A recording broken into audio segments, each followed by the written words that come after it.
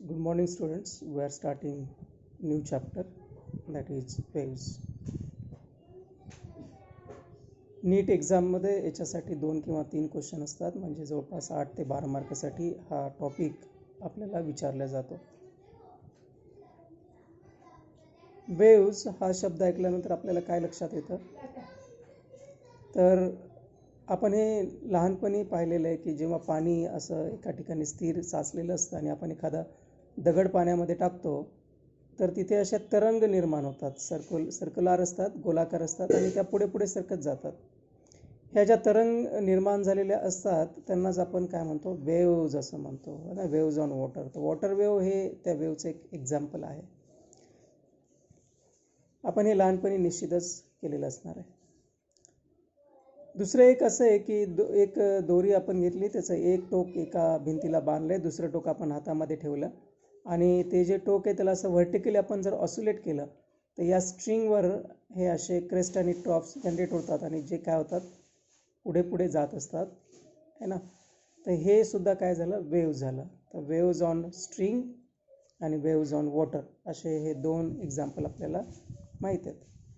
मग वेव्ज कशाला म्हणायचं, तर वेव्ज कशाला आपण म्हणतो, an oscillatory disturbance which it travels through the medium without change of form is called a wave. तर हे बेसिकली काय आहे, ऑसिलेटरी डिस्टर्बन्स आहे जे मीडियममधून काय होतं, प्रोपोगेट होत असतं, त्याचा फॉर्म न बदलता त्याला आपण काय म्हणतो, वेव्ज असं म्हणतो आहे ना. तर मग इथे आपण बघू शकतो हे ऑसिलेटरी डिस्टर्बन्स आहे जे मीडियममधून काय करत आहे, ट्रॅव्हल करत आहे विदाऊट चेंज ऑफ फॉर्म. मग आता ही वेव्ह जेव्हा मूव्ह होत असते मीडियममधून तर नेमकं काय होत असतं, तर ते आपण इथे बघू है ना.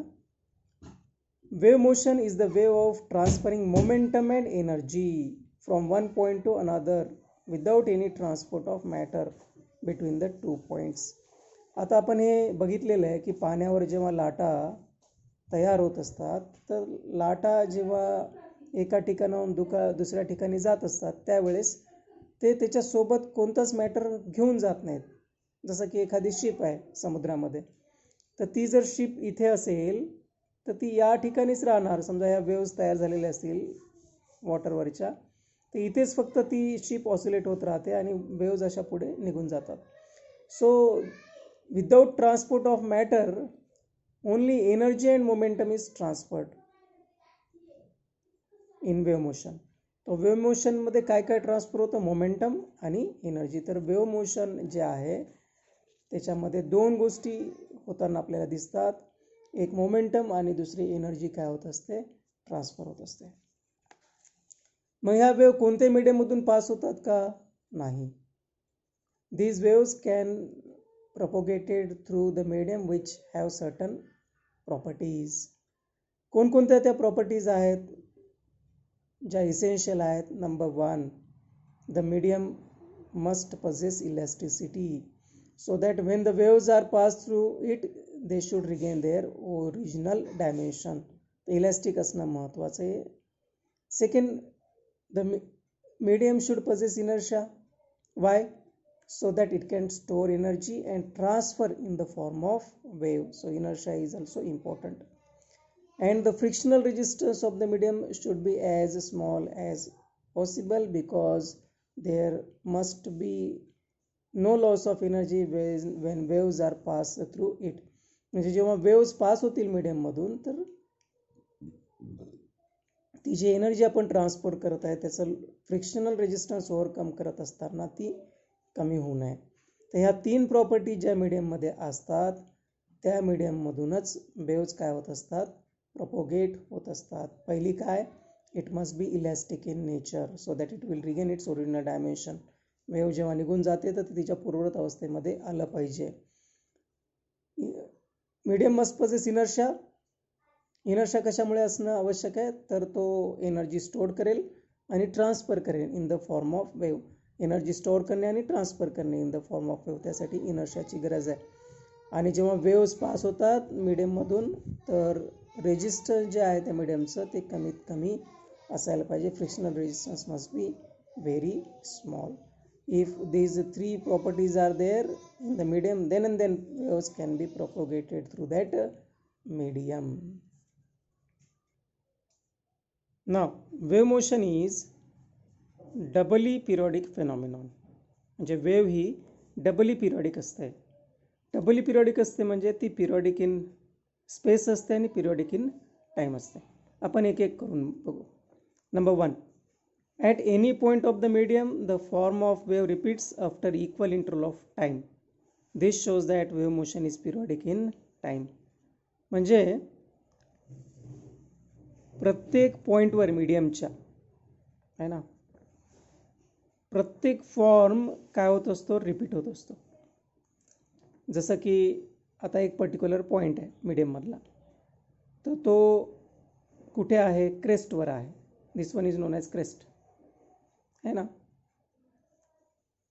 तो कोणत्या टाईमला आहे, तर T/4 टाईमला आहे क्रेस्टवर. नंतर पुन्हा हा पॉईंट क्रेस्टवर कधी येतो, तर इथे T/2, इथे 3T/4, T/2, 3T/4, T, 5T/4. 5T/4ला तो पुन्हा एकदा काय येतो, क्रेस्टवर येतो. तर हा जो फॉर्म आहे या पार्टिकलचा, म्हणजे क्रेस्टवर होता T/4 टाईम नंतर, आणि पुन्हा एकदा कॅपिटल T इतक्या टाईम नंतर तो कुठे गेला, क्रेस्टवर गेला. तर each form of wave is repeated after equal interval of time. In the same manner we can explain about the trough. आता तो T/3, T/4 या टाईमला कुठे येतो, ट्रॉफवर आहे. डिप्रेशनला ट्रॉफ असं म्हणतात. आणि पुढे आपण इथे जर गेलो, हे किती झालं, 4T/4 म्हणजे T, हे 5T/4, 6T/4, हे तर 7T/4. तर 7T/4 या टाईमला हा पुन्हा एकदा कुठे येतो, ट्रॉफवर येतो. आणि जर हा डिफरन्स जर आपण कन्सिडर केला, 7T/4 - 3T/4 म्हणजे हा किती असतो, इक्वल टू टाईम पिरियड असतो. ठीक आहे. तर आपण हे बघू शकतो की क्रेस्टवर होता T/4 टाईमला, तर पुन्हा एकदा तो कुठे पोहोचला, क्रेस्टवर after time T equal to period of oscillation. पुन्हा T3/4 या टाईमला कुठे होता, तो ट्रॉफवर होता. तर 7T/4ला कुठे पोहोचला, ट्रॉफवर, म्हणजे टाईम इंटरवल किती होता, इक्वल टू T. म्हणजे इक्वल टाईम इंटरवल नंतर प्रत्येक फॉर्म काय होत असतो, रिपीट होत असतो. त्याला काय म्हणायचं, periodic in time. So wave motion is periodic in time. आता हे कसं दाखवता येतं इक्वेशनमध्ये, तर y बरोबर A sin of omega T है ना. हे साइन ओमेगा टी, हे साइन फंक्शन इथून स्टार्ट झालं, sin 0 0, sin 90 1, sin 180 0, sin 270 -1, sin 360 0. तर साइन फंक्शन आहे. तर हे जे ओमेगा आहे ती अँग्युलर फ्रिक्वेन्सी आहे, टी म्हणजे इन्स्टंट ऑफ टाईम. हे जे टी दिसतं आपल्या T/4, T/2, 3T/4, T असं. ठीक आहे.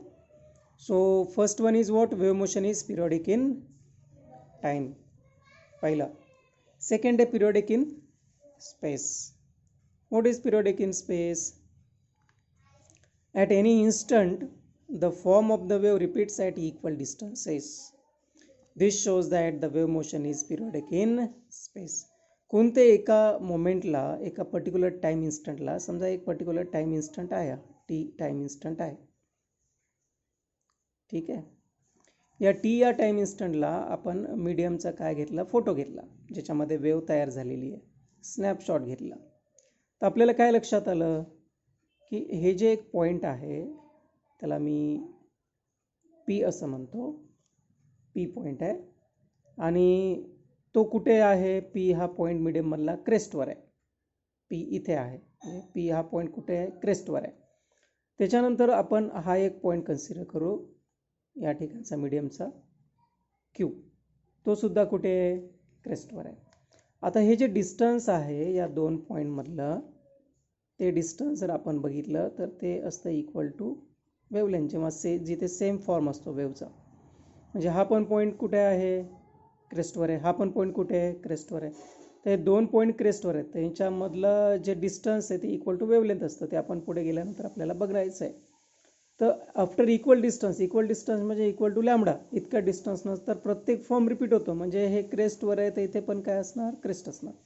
आता आपण इथे बघू है ना, हा एक पॉईंट आहे, हा पॉईंट आर म्हणू आपण, आणि हा जो पॉईंट आहे एस म्हणू आपण. तर हे डिस्टन्स मी किती घेतलं, आर या ठिकाणापासून लॅमडा इतकं डिस्टन्स घेतलं, तर मी कुठे पोहोचलो, एसवर पोहोचलो. So at equal distances lambda इतकं डिस्टन्सवर सेम फॉर्म मिळणार तुम्हाला.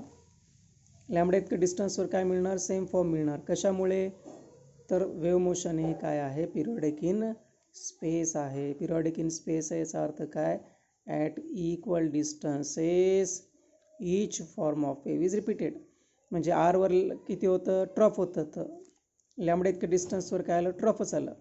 पीवर काय होतं, क्रेस्ट होतं. लॅमडा इतकं डिस्टन्सवर काय आलं, क्रेस्टच आलं. So wave motion is periodic in time also.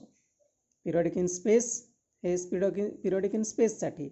आणि इथं आता इक्वेशन कसं घेतलं आपण, वाय बरोबर ए साइन ऑफ के एक्स, कारण की अलॉंग एक्स ॲक्सिस घेतलं आपण. के बरोबर काय असतं, तर 2π/λ असतं. केची व्हॅल्यू ती पुढे आपल्याला डिस्कशनमध्ये येणार आहे. तर हे इक्वेशन पिरियॉडिक इन स्पेससाठी आहे. हे फिगर म्हणजे each form of wave is repeated after equal distances. आणि इथे आता आपण जे बघितलं periodic in time, periodic in time म्हणजे काय, ॲट एनी पॉईंट है ना of the medium the form of wave is repeated after equal time interval. T/4ला कुठं होतं, ते क्रेस्टला होतं. तर 5T/4ला कुठे गेलं, क्रेस्टवरच गेलं. म्हणजे टी इतक्या टाईम पिरियड नंतर तो सेम फेजमध्ये आहे, सेम फॉर्ममध्ये आहे. 3T/4ला कुठं होतं, ट्रॉफवर होतं. 7T/4ला कुठं गेलं, ट्रॉफवर गेलं. म्हणजे इक्वल टू टी पिरियड इतका डिफरन्स जर घेतला टाईमचा, तर ते सेम फॉर्म काय होतं, रिपीट होतं. तर याला म्हणतो आपण पिरियॉडिक इन टाईम, आणि याला आपण म्हणतो पिरियॉडिक इन स्पेस.